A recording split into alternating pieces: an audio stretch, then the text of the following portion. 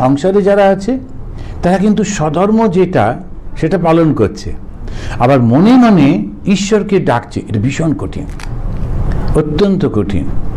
কখনো কখনো বলা হয় 20 মন বোঝা মাথায় নিয়ে সে যাচ্ছে। যেমন নারদ একবার খুব গর্ব করে বলছিল ভগবানকে যে আমার মতো ভক্ত তুমি একটাও পাবে না, দিন রাত 24 ঘন্টা আমি তোমার নাম করি, কিন্তু তুমি আমাকে ঠিক সেইভাবে দেখো না, তোমার অন্য কোনো ভালো ভক্ত আছে? তখন ভগবান বললেন তুমি একটা কাজ করো তো, ওই নিচে যাও, গিয়ে দেখো ওই যে লোকটি আছে, তুমি ও যেটা করছে সেটা একটু দেখে এসো, এসে আমাকে একটু রিপোর্ট করো। নারদ গিয়ে দেখলো সারা দিন নানান রকম কাজ করে, রাত্রিরে শোবার আগে ভগবানের একটু নাম করে শুয়ে পড়ে। ফিরে চল, ও আমার সঙ্গে ওর তুলনা করছে, কিচ্ছু করে না। আমি গিয়ে দেখলাম ও সারা দিন নানান রকম কাজ করে বেড়ায়, শুধু শোবার আগে তোমার নাম করে শুয়ে পড়ে। তখন উনি বলেন আচ্ছা বেশ, তোমাকে একটা পরীক্ষা নিই। সেই মনে আছে একটা গল্পটা সবাই জানে, একটা একেবারে ফুল ব্রেন একটা তেলের বাটি ওকে দিলেন, এক ফোঁটা যেন না পড়ে, এবার একটু এটা ঘুরে এসো। নারদ চললো, খুব ধীরে ধীরে ধীরে ধীরে কমপ্লিট করলো, এক ফোঁটাও পড়েনি। খুব খুশি হয়ে বাটিটা রেখে বললো এক ফোঁটাও পড়েনি। বললো বাহ খুব ভালো, তো কবার আমার নাম করলে? বলে নাম কি করে করব, পুরো মনটা তো এইদিকে ছিল। বলে ওই লোকটি পুরো সংসারটা চালাচ্ছে কত রকমের সমস্যার মধ্যে দিয়ে, কিন্তু তারপরেও আমার নাম করছে, ওটা বলেনি। এবার তুমি বলো। এখন সেই কারণে কি অসাধারণ এখানে বলছেন যে ঈশ্বরে কি করে মন হয়, তার উত্তরে শ্রীরামকৃষ্ণদেব বলছেন দুটো জিনিস মনে রাখতে হবে, শুধু নাম কিন্তু না।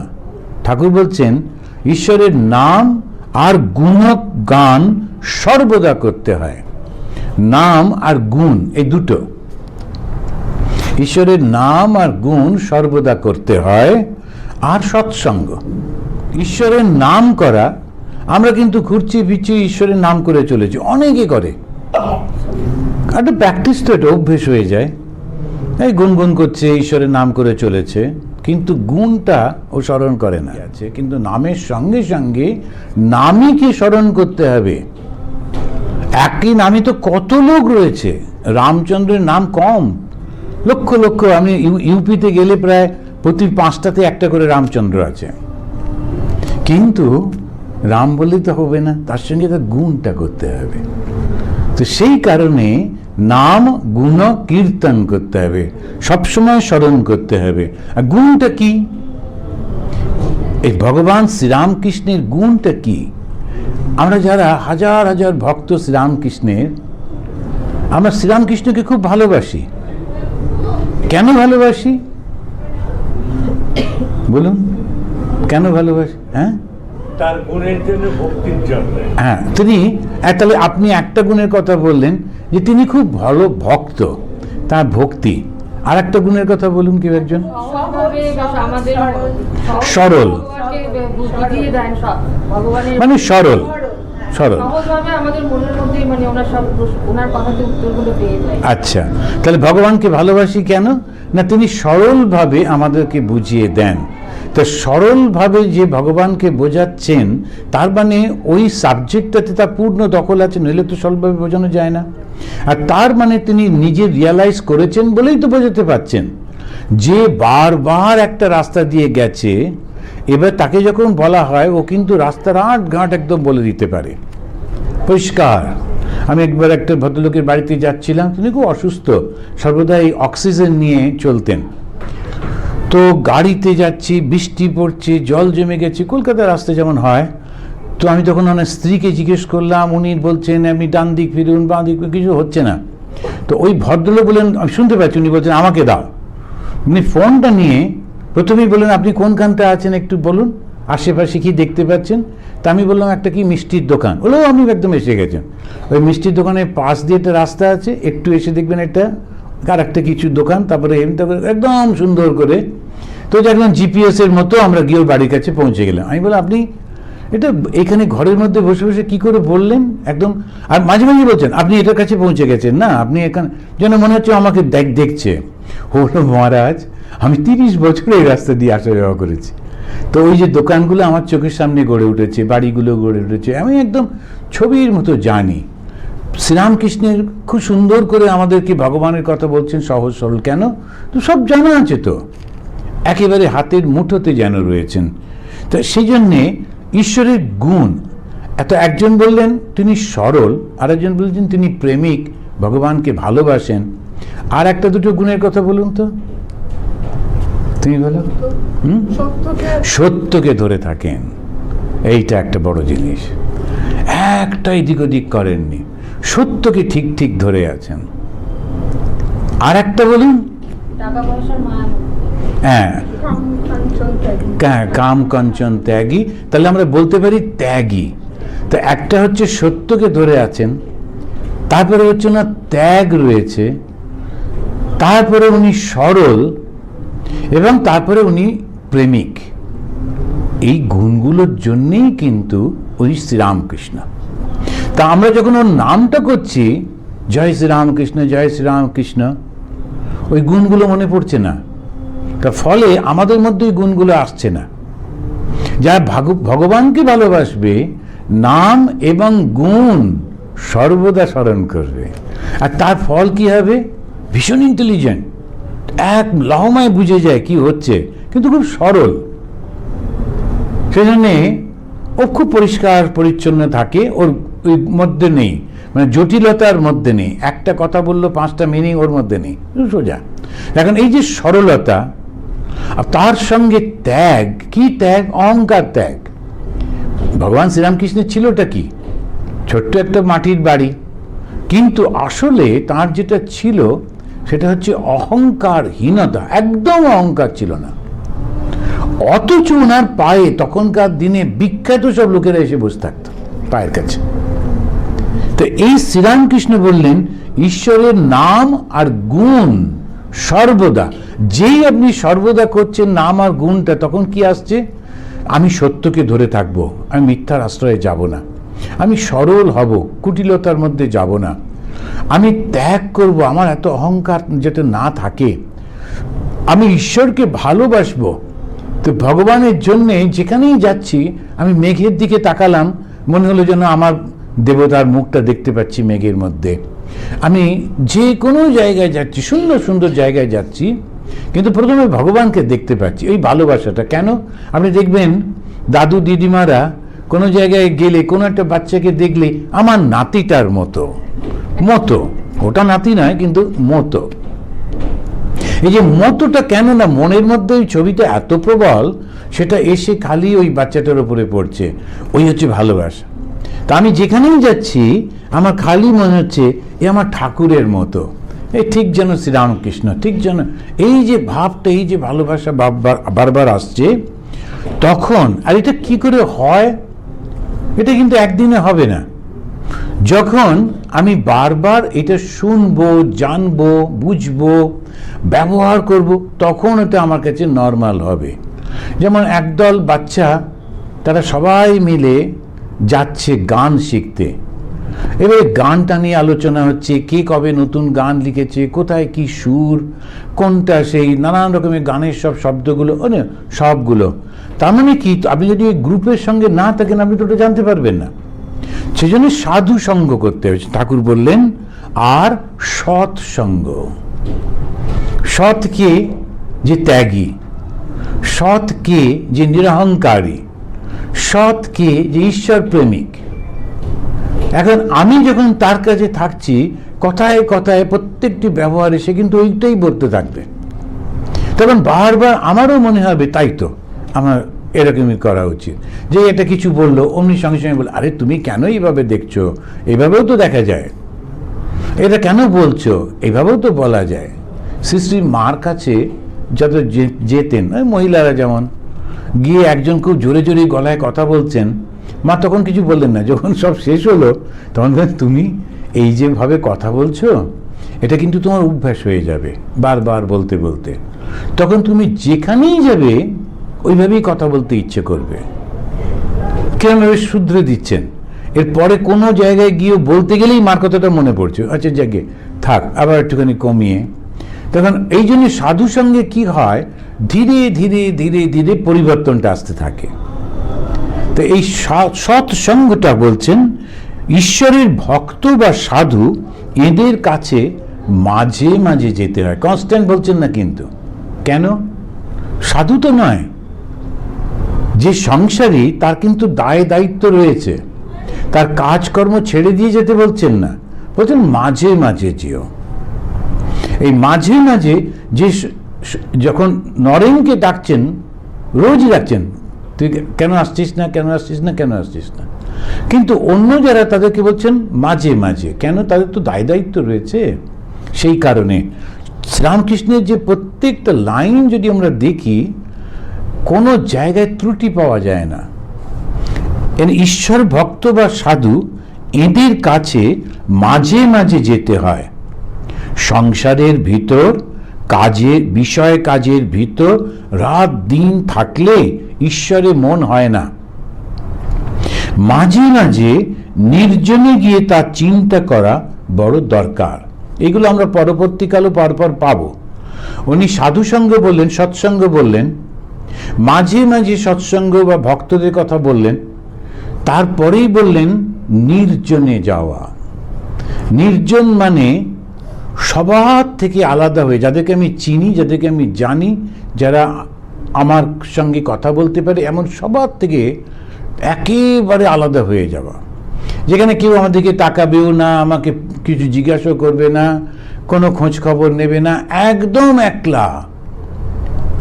তখন মনে হবে সব নির্জন মানে যে জঙ্গলে চলে গেলাম বা এরকম, ওটা একটা। আর একটা হচ্ছে সবার মধ্যে রয়েছে কিন্তু কেউ তো আমাকে চেনে না, প্রচণ্ড খিদে পেয়েছে, কেউ জিজ্ঞেস করবে না কি খাবেন কি, ওই রকম একটা জায়গার মধ্যে, অসহায়ের মধ্যে তখন একটাই শুধু থাকবে, ভগবান তুমি আমাকে দেখো। এ কোথায় এসে গেলাম, আমার কাছে টাকা নেই, পয়সা নেই, লোকজন কেউকে চিনি না, কি এরকম একটা অবস্থা, শুধু তুমি আমাকে দেখো। একটা খুব সুন্দর ঘটনা শুনেছিলাম রঙ্গনাথনজির কাছে, কীভাবে ঠাকুর বাঁচান। তো উনি আসছিলেন জার্মানিতে, তো রঙ্গনাথনজি মাঝে মাঝে ট্যুর করতেন, কিন্তু ওই একটা ব্যাগ ছিল, যেমন তো ওনাদের সেই দড়ি দিয়ে একটা বাঁধা ব্যাগ, ওটাকে নিয়ে নিয়ে ঘুরতেন, সঙ্গে পয়সা রাখতেন না, শুধু টিকিটটা নিয়ে উঠে পড়তেন। কেননা পরে তো লোকেরা রিসিভ করবে, নিয়ে যাবে, আমার কি দরকার পয়সা রাখার।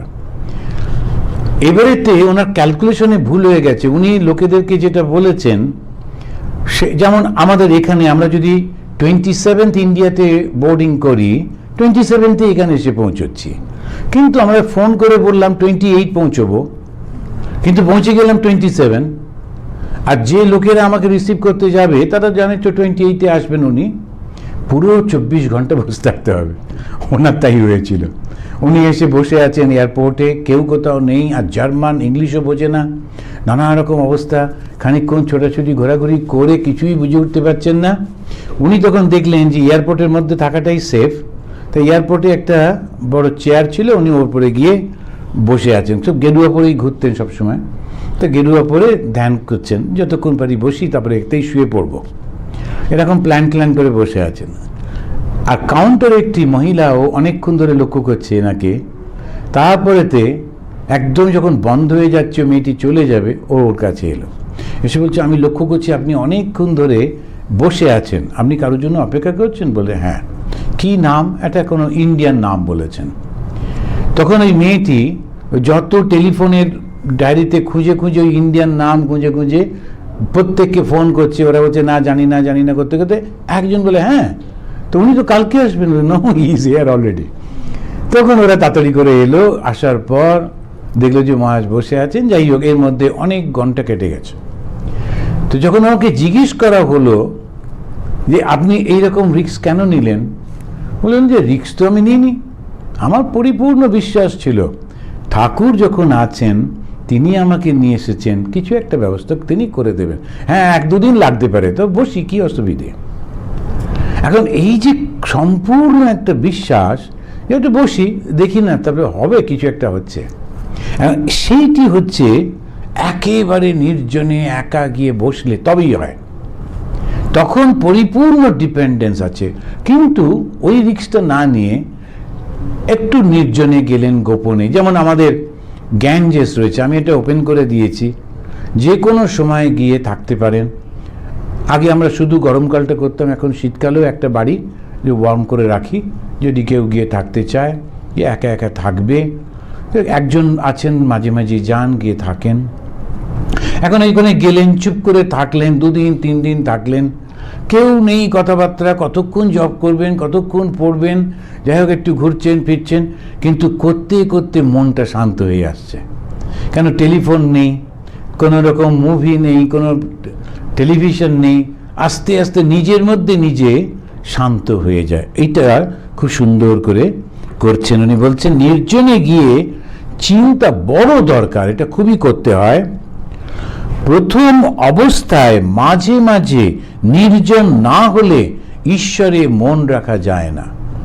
প্রথম অবস্থায় মাঝে মাঝে নির্জন না হলে ঈশ্বরে মন রাখা বড়ই কঠিন, বড়ই কঠিন, যারা প্র্যাকটিস না করে। এখন কাদের জন্য বলছেন? ওই যে খুব সিনসিয়ারলি প্রশ্নটা করছে, ঈশ্বরে কি করে মন হয়, খুব সিনসিয়ারলি প্রশ্নটা করলেন। আর তখন উনি এই 3টি কথা বললেন। 1, ঈশ্বরের নাম আর গুণ সর্বদা করতে হয়। 2, সৎসঙ্গ করতে হয়। 3, মাঝে মাঝে নির্জনে গিয়ে তাকে ডাকতে হয়। যখন চারা গাছ থাকে তখন তার চারদিকে বেড়া দিতে হয়, বেড়া না দিলে ছাগল গরুতে খেয়ে ফেলে। তারপরেই বলছেন ধ্যান করবে মনে, কোণে ও বনে। এগুলো সব ঠাকুরের খুব বিখ্যাত কথা, যারা এটা পড়েছেন। ঠাকুরের ধ্যান করবে মনের মধ্যে, কোণেতে আর বনেতে। এখন এই যে মনের মধ্যে কেন? মেন্টালি আমি সারাক্ষণ তার নাম স্মরণ করে চলেছি, ওটাও কিন্তু ধ্যান। ধ্যানটা কি? যে কোনো একটা বিষয়ের উপরে মনটাকে একাগ্র করা। এখন আপনি শুতে যাচ্ছেন, ঠাকুরের নাম টাম করে শুলেন, ঘুমের ঠিক আগে নাম করতে করতে ব্যাস ঘুমিয়ে গেলেন, আর যেই ঘুম থেকে উঠলেন দেখলেন ওই নামটা চলছে, তো তখন কিন্তু আপনি যুক্ত হয়েছিলেন। ঘুমের মধ্যেও সাবকনশিয়াস মাইন্ডের মধ্যে ওই নামটা যুক্ত হয়ে থাকছে, সেটাতে উনি বলছেন। আর কোণে, কোনো একটা সাইলেন্ট প্লেসে বসে বসে, যেমন অনেক সময় অনেকেই করেন, আপনারাও করেন, আমিও করি। এয়ারপোর্টে গেছি, অনেক আগে গিয়ে বসে আছি, কারণ আমার সুবিধা হচ্ছে কি, আমি দোকানে গিয়ে কিছু কিনতে পারি না, কেন কী যে বলে বুঝতে পারি না, জাগে যাক ইচ্ছে করে একটু কিছু কিনে খাই, তো ওই ভয়ে যাই না, বসে বসে দূর থেকে দেখি। সঙ্গে কেউ থাকলে হয়তো কিনে দিল, নইলে আমি ওখানে বসে করবোটা কি, জব করি। এখন ওই চারপাশে লোকেরা রয়েছে, নানান রকম চলছে, কিন্তু ওই যে জবটা করছি, এই নয় যে 100% কনসেন্ট্রেট হচ্ছে, কিন্তু অনেকটা তো জব করে চলেছি। তার প্লেনে করে যাচ্ছি কি গাড়িতে করে যাচ্ছি, ঠিক করে নিলাম আচ্ছা 2 ঘন্টা ফ্লাইট আছে, দেখি কত হাজার জব করতে পারি, এটা নিজেই নিজে ঠিক করলাম। আচ্ছা জব করতে করতে চললাম, ওর মধ্যে চা দিল, কফি দিল, ওটাও খেলাম, করে করলাম। এখন এই করে করে করে করে তখন কি হচ্ছে, সময়টা খুব সুন্দর কেটে যায়। তার সঙ্গে আপনার মন কিন্তু এদিক ওদিক যাচ্ছে না, ঈশ্বরেতে গিয়ে আটকে থাকছে। এটা হচ্ছে মনটাকে এইভাবে ট্রেন আপ না করলে এটা হয় না। প্রথম প্রথম একা একা খুব করতে হয়। তো মনে, বনে আর কোণে, চারপাশে এত লোক, কিন্তু আমি ধ্যান করছি কি করে? কারণ আমি মনের মধ্যে করছি, তো সেইটাই আমাদের। আর সদা সর্বদা সৎ অসৎ বিচার করবে। আমাদের একজন ব্রহ্মচারী, আমরা মাঝে মাঝে যেতাম, তো প্রেসিডেন্ট মহারাজের কাছে গিয়ে কথা হতো। তখন উনি একদিন জিজ্ঞেস করছেন, আচ্ছা তোমাদের সবাই ধ্যান করছো তো? তখন আমাদের একজনকে, বিশেষ আমরা যে গ্রুপটা ছিল, তোমরা সবাই ধ্যান করো ঠিক মতো? তখন একজন হাত তুললো, বললো না হচ্ছে না মহারাজ। কেন? মানে বন নেই তো। বন নেই, বেলুর মঠে বন নেই তো। ঠাকুর বলেছেন মনে বনে কোণে, ও ঠিক করেছে বনে গিয়ে ধ্যানটা করব। এখন মনেতে এখন হচ্ছে না, কোনটাও খুঁজে পাওয়া যাচ্ছে না। আচ্ছা বনটা, ওর ইচ্ছা শুনে প্রেসিডেন্ট মহারাজ ওকে বলবেন আচ্ছা যাও তুমি ছুটি কাটিয়ে এসো। এখন এই যে আমরা যদি জঙ্গল খুঁজে বেড়াই কোনোদিনই পারবো না। এই কয়েকদিন আগেই একজন বলছিলেন যে জঙ্গলে গিয়ে ধ্যান করতে বসবো। তাই আমি বললাম একটা নিউজ বেরিয়েছে, এক সাধু জঙ্গলে গিয়েছিল, চিতাবাঘ খেয়ে নিয়েছে তাকে। এখন হয় ভগবান কিংবা বাঘ, যে কেউ একটা তুমি পেয়ে যাবে। কিন্তু কথাটা হচ্ছে যে মনে বনে কোণে, এই যে তিনটে শব্দের মধ্যে মনটা তো তোমার কাছেই রয়েছে, ওটাকে ব্যবহার করো না। এইটাই হচ্ছে কথা। মনে বনে কোণে যে কোনো একটা অপশন তো নিতে পারি, আর মনটা তো আমারই, আমি তো মনের মধ্যে করতেই পারি। এখন সেটাই তিনি বলছেন। আর বিচার করবে, কি বিচার করবে? সর্বদা সৎ আর অসৎ বিচার, ঈশ্বরই সৎ কিনা নিত্য বস্তু। এখানে এই যে সৎ বলছেন, সাধারণত বাংলায় আমরা সৎ যখন বলি, সৎ মানে লোকটা চুরি চামারি করে না, ও সৎ, এটা কিন্তু সেই সৎ নয়। এখানে যে সৎ সেটা হচ্ছে নিত্য, দন্তস্য খণ্ডত্ব, সৎ মানে নিত্য। এবার যদি দেখি, নিত্য মানে চিরন্তন, কোনো পরিবর্তন হয়নি, কিচ্ছু হয় না। তো সেই চিরন্তন, সেই নিত্য যেটা, কে আছে? ওই যদি আমরা লক্ষ্য করি, সূর্য থেকে শুরু করে একেবারে এই পৃথিবীর একটা ঘাসের পাতা পর্যন্ত সব অনিত্য। সূর্য রোজ পরিবর্তন হয়ে যাচ্ছে, চেঞ্জ হয়ে যাচ্ছে। তো সূর্য থেকে ঘাসে, তাহলে আর কি থাকলো? সব সব চলে গেল অনিত্যের মধ্যে। একটাই নিত্য, যেটা চিরন্তন, তিনি হচ্ছেন এই ব্রহ্মণ, তিনি হচ্ছেন এই ঈশ্বর। তো বিচার করতে হবে যে আমি কোনটাতে নেব, অনিত্যটাকে নেব না নিত্যটাকে নেব। তো নিত্য যদি নিই তাহলে ঈশ্বর, চিরদিন তার সঙ্গে আমি থাকতে পারবো। তখন উনি বলছেন ঈশ্বরই সৎ কিনা নিত্য বস্তু, আর সব অসৎ কিনা অনিত্য। এই বিচার করতে করতে অনিত্য বস্তু মন থেকে ত্যাগ করবে। অনেক সময় আমরা সৎ আর অসতে ভুল করে ফেলি। এই সৎ আর অসৎ যেটা সাধারণত যে মিনিংটা, সেটা নয়। এখানে হচ্ছে নিত্য আর অনিত্য, এই বিচারটা করতে হয়। তো যাজ্ঞবল্ক্য বলে যে ঋষি ছিলেন, তিনি তার জীবনের শেষ অবস্থায় এসে তিনি ঠিক করলেন, এবারে ঋষিরা কিন্তু গৃহস্থ থাকতেন, তার 2 স্ত্রী ছিল। তিনি বললেন আমি সংসার ত্যাগ করে চলে যাব। অনেক সম্পত্তি ছিল, নাম করা ঋষি ছিলেন। সুতরাং তিনি এবারে ভাগ করে দিচ্ছেন তার 2 স্ত্রীর মধ্যে সৌর সম্পত্তি। একজন খুব খুশি যে অনেকটা পেয়েছি, স্বামী তো চলে যাবেই, কারণ এগুলো সিস্টেমের মধ্যে ছিল। আচ্ছা বেশ। আর একজন বললেন, আচ্ছা তুমি তোমার সম্পত্তিগুলো আমাকে দিয়ে, ওকে দিয়ে চলে যাচ্ছ, তার মানে এই সম্পত্তির থেকেও আর একটা ভালো কিছু আছে, তা নাহলে তুমি ত্যাগ করে চলে যাবে কেন? তা তুমি কিসের জন্য ত্যাগ করে চলে যাচ্ছ? উনি বললেন এই সম্পত্তি বা যা দেখছো সবই হচ্ছে অনিত্য, আমি নিত্যের জন্য যাচ্ছি, যা সত্য, যা নিত্য, যা চিরস্থায়ী, আমি সেইটাতেই যাচ্ছি। তখন উনি বললেন তাহলে ওটা আমাকেও শিখিয়ে দাও, আমিও চাই না এটা। তা এখন এই যে এই বিচারটা হচ্ছে, আমি অনিত্য কি চাই? আবার একটা মাস্টারমশাই আর একটা প্রশ্ন করছেন। সেই প্রশ্নটা কি?